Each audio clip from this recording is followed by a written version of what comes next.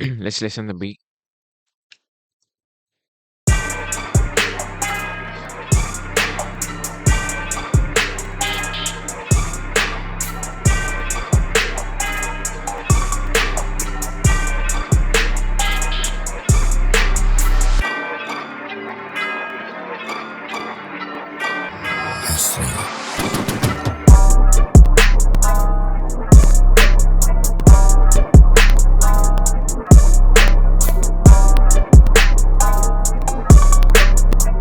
So I heard the sample. It sounds like this.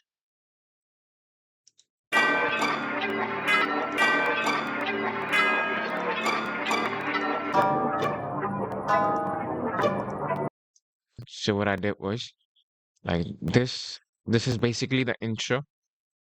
Uh,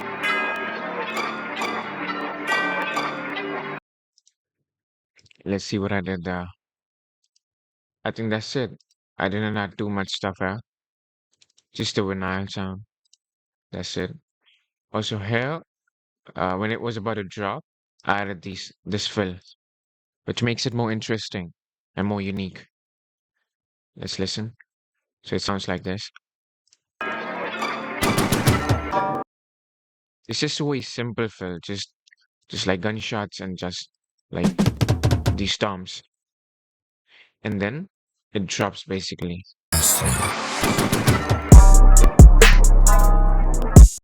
So for this section, I I think I think lower the pitch like by 12 semitones.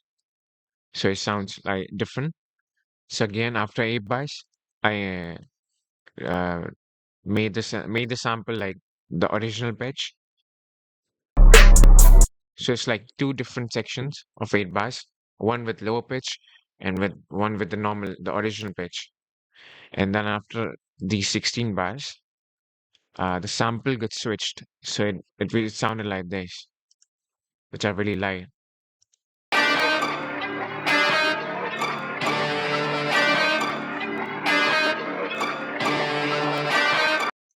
So underneath is the same sample for the previous 16 bars, but it's just on top of it, we had a guitar on it, like electric guitar. So it sounds very like aggressive. So for this section, I think same thing. I didn't add it too much. We'll go through the drums because those are the most important things. But just for arrangement, I think after 8 bars, yeah, nothing has been added. So in this beat, I think the most important thing is the drums because I'm adding a lot of stuff in drums, not in the like sample. The sample is very simple yet very effective. So that's what you need. And after that, it goes into this bridge section of 8 bars, which is like it had like this sample has like had like this section way weird. So I thought let's just make it a bridge.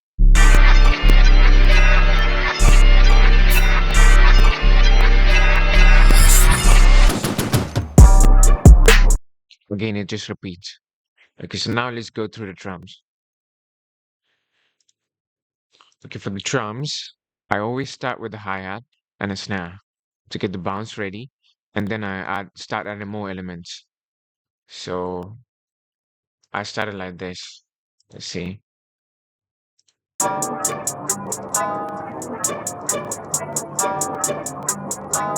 A very simple hi-hat pattern, but it's just like the velocities are not similar, so it becomes so it sounds more natural. Also adding stops in the hi-hat to to make it more like push and pull kind of effect. It just stops suddenly and then it suddenly starts. And then I added a snare, I think. Let's see. Okay, so I added two snares just because I think one snare is like the main snare, and then the second snare that I add is more sort of like high end or it adds some sort of texture to the main snare. So it becomes more unique. So this one sounds like this. Like a very simple like uh snare pattern.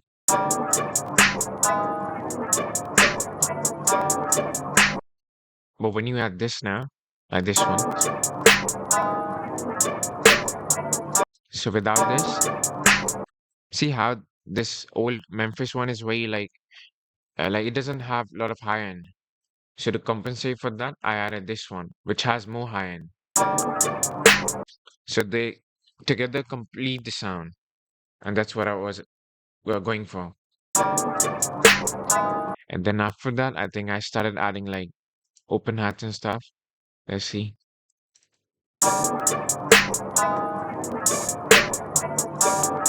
And then I think, yeah, I started adding these like offbeat hi-hats, like just to fill the space and to make it more unique.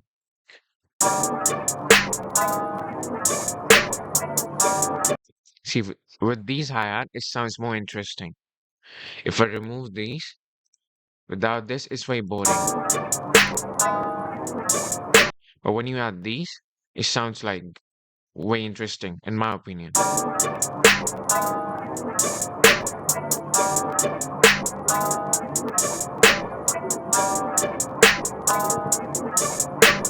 Also, most of the times when I add like these like hi-hats or like percussion stuff, I try to mess with the velocity and stuff just to make it more natural sounding.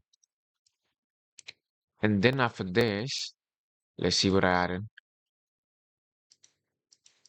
I added this cowbell. Let's see. It's just where you play certain things and how you play with them. It's nothing special, to be honest. It just complements the other elements that are going on. Also, I think I have panned these. You see?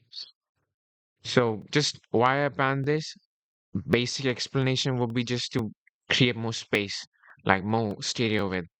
But otherwise, it's very mono. The beat is very mono. So I want to create like more stereo space with these like percussion stuff. And then I think I added like I think 808, I think. Let's see.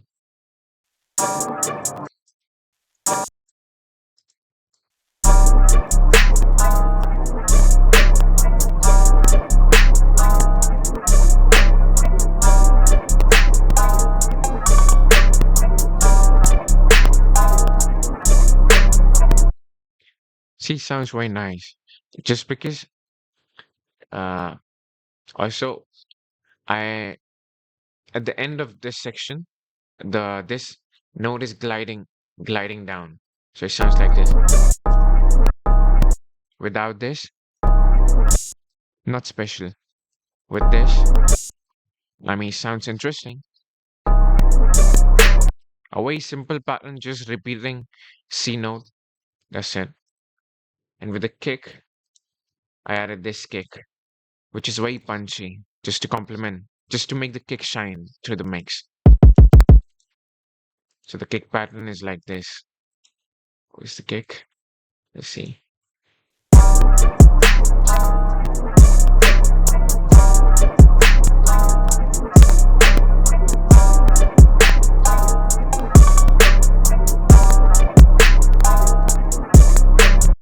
These drums are not like way like crazy. It's just simple drums, but it's just they work together very nicely. And also, one more tip that I can give is sound selection is very important. Even I struggle with this sometimes. And then after this 8 bars, I think I've not added anything new. Let's see. Yep. Just because I didn't add anything new in the drums there, just because the melody got switched. It got like to this original tone, which was like this. And then it chops back. Also in this section, I've removed this like cowbell, like especially for this like guitar section. I added this hi-hat.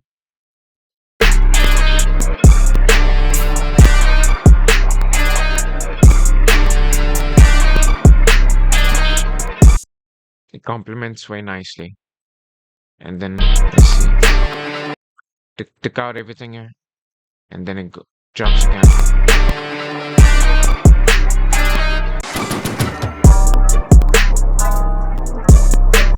Nothing special, man. You won't see anything special on any of these because these drum samples are already highly processed, so I don't need to add too much of stuff to make them sound good.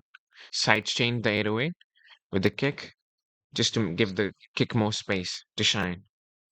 Very simple stuff. Made the kick mono, 808 mono, fruity limiter, sidechain. Just it's not too much. We're just giving the kick to cut through the mix. Now let's go through this like. So what I did for this like intro, I just added on the master this like this plugin and like chose like a random like preset and it sounds like this.